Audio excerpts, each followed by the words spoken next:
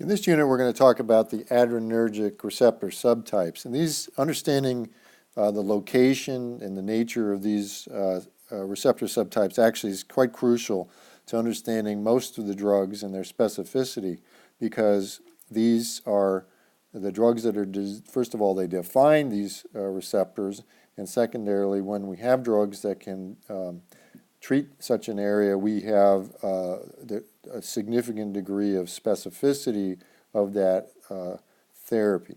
And so understanding the receptor subtypes, understanding where we have drug classes that attack those sites, either as agonists or antagonists, becomes pretty crucial. Okay, let's talk about the adrenal receptor subtypes, and basically we have alpha, and alpha is broken down into alpha 1 and alpha 2, and I've listed out where they exist. This is something that hopefully, as we talk about clinical conditions and the application of certain drugs in those conditions, this will kind of become cemented in your mind. I think it's much better to do it that way than to try to memorize it.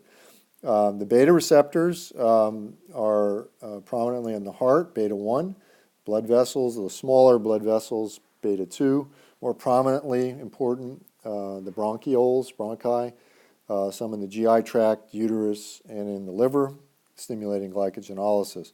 In beta 3, these seem to be mostly in fat and stimulate lipolysis. Dopamine receptor subtypes exist, two different subtypes at least, that are clinically distinguishable. The dopamine 1 in the renal vessels that leads to a increase of renal blood flow through renal vascular dilatation, sometimes use dopamine itself in acute renal failure, and dopamine 2, which is the main effect that we see with drugs in the central nervous system. And many of the the other thing I'd mention is that the alpha 2 receptor has often a presynaptic location. And so the alpha 2 receptor, particularly, you can think about it in the nervous system, is used to kind of tone down excitation. And for that reason, we'll learn the alpha 2 agonists are actually sedatives. All right, let's look at the alpha 1 receptor. The alpha 1 receptor is probably most prominently present and dominates the normal sympathetic tone of the blood vessels. That is, the alpha 1 receptors are associated with smooth muscle contraction and therefore can increase peripheral vascular resistance and therefore are controlling, at least in part, blood pressure. The other place we see these are on the pupillary dilator muscle, and so contraction stimulated by an agent that has alpha 1 activity will lead to dilation of the pupil. And then in animals, where they have a piloerector apparatus, pilomotor smooth muscles, alpha 1 receptors are there. That's just something to know. And then glycogenolysis is stimulated by this process in the liver. And in contrast to what we'll talk about next, the alpha 2 receptors, for alpha 1 receptors, all receptors are postsynaptic.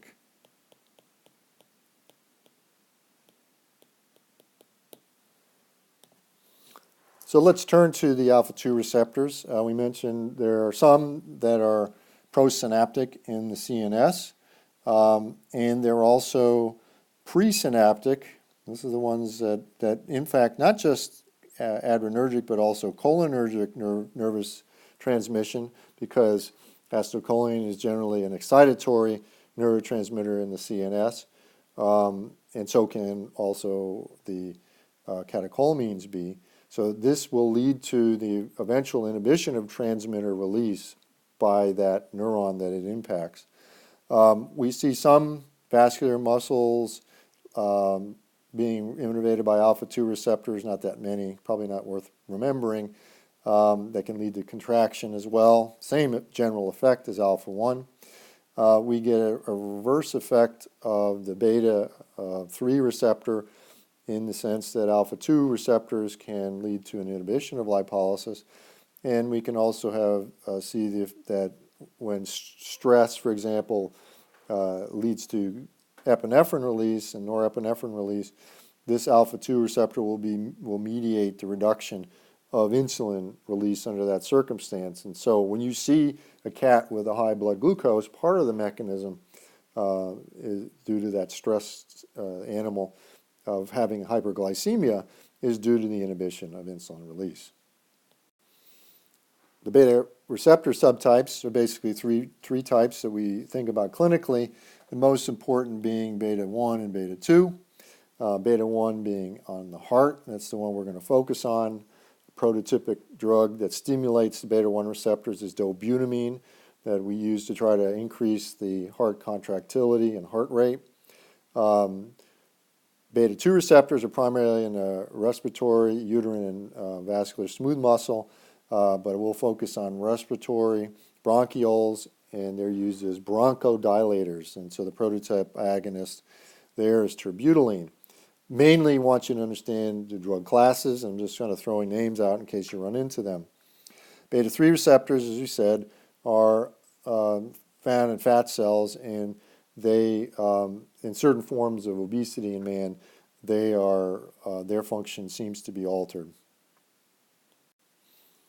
What about dopamine? Dopamine, one receptors exist in the renal and splanchnic blood vessels, and particularly we'll talk about the renal blood vessels because actually the kidney makes a little bit of dopamine in the renal tubules, and this then gets put into the tubular fluid, which can increase renal blood flow, GFR, and excretion of sodium.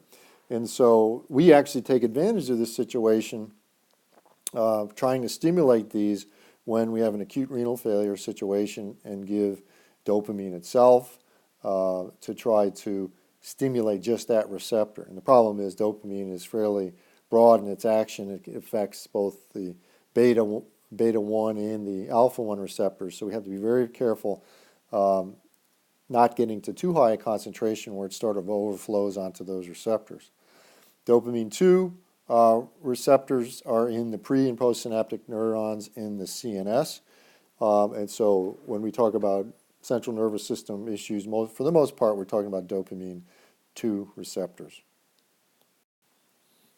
In the first unit, we gave you a table that basically overviews where the autonomic receptors are, and this is probably the best way for you to think about it. But I'm going to move through to the end of this unit talking about the common organs that and the common adrenergic receptors, and all leading down to the concept of understanding the fight or flight response in an animal.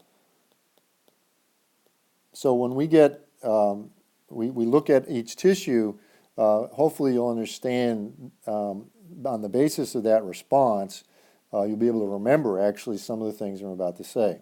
So in the heart, we have beta 1 receptors, and these stimulate the strength and the rate of the heart rate. So these will influence at the SA node. These are sitting on the SA node. The blood vessels will increase blood pressure, and this is mainly through alpha 1 receptors leading to vasoconstriction. There will be a minor effect of beta 2 receptors, which actually lead to vasodilatation. But if you think about it, if these are in muscle, vasodilatation of those beds is useful for an animal to run away. If the major arteries, let's say when we look at alpha 1 receptors, these are in major arteries.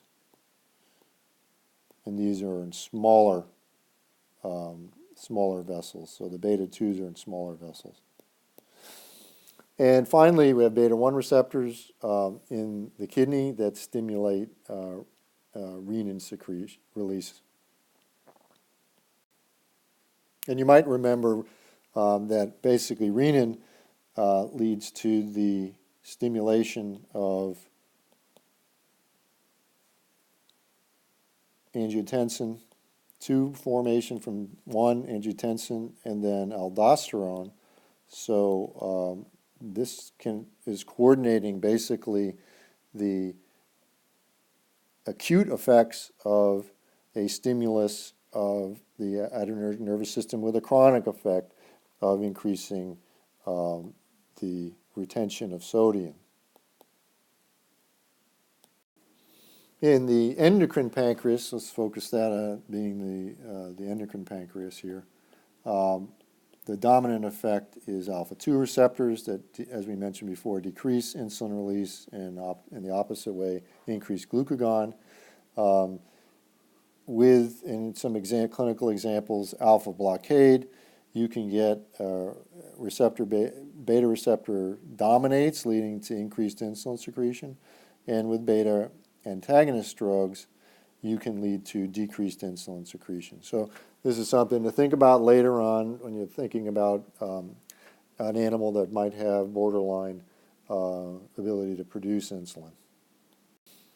Turning to more of the metabolism, and this is really to kind of recognize that you're going to increase glucose production in that fight or flight scenario, that's beta-2, and the breakdown of glycogen, that's alpha-1 and beta-2. And then you're getting, in addition, lipolysis, need that energy to produce more glucose eventually. That's beta-2 and beta-3. You need the animal to dilate its bronchioles, that's beta-2, and we'll talk about that as a clinical benefit. We use clinical drugs that stimulate the beta receptor. And the skin, basically, alpha-1 receptors lead to, in those species like the horse and the person, lead to sweating and piloerection in animal species. So we talked, this is sort of a graphic of a lot of what's going on with the adrenal medulla producing epinephrine as its circulating form, dominating circulating form of catecholamine. We talked about all these pluses here, but it's also useful to know that at the same time, it's inhibiting the GI tract. It's say, I don't need the blood flow there, etc. This is sort of consistent with what your mother used to tell you, that once you've had a meal, you don't want to stress yourself out going swimming because you need the blood flow to your GI tract at that time. So the vegetative functions are basically kind of put to the side. The sympathetic nervous system dominates the parasympathetic nervous system in this stressful circumstance. So to summarize the fight or flight response, we have increased heart rate and contractility, that's beta-1. We have dilation of coronary blood vessels and muscles of the blood vessels of the muscle, that's beta-2. We have beta-2 there. We have vasoconstriction. We don't need that blood in the periphery. We need it in the center of the body. That's alpha-1. Increased blood pressure as well. Bronchodilation, beta-2. Increased energy by stimulating gluconeogenesis and inhibiting insulin secretion and stimulating glycolysis, glycogenolysis and glycolysis. And increased release of fatty acids through lipolysis, beta-2. And for those species that can do that, piloerection to scare away whatever is trying to chase them, whether that's effective or not. So you can see that the sympathetic nervous system is geared up to lead to this diffuse activation to help the animal survive a circumstance such as a predator or a severe stress of another sort occurring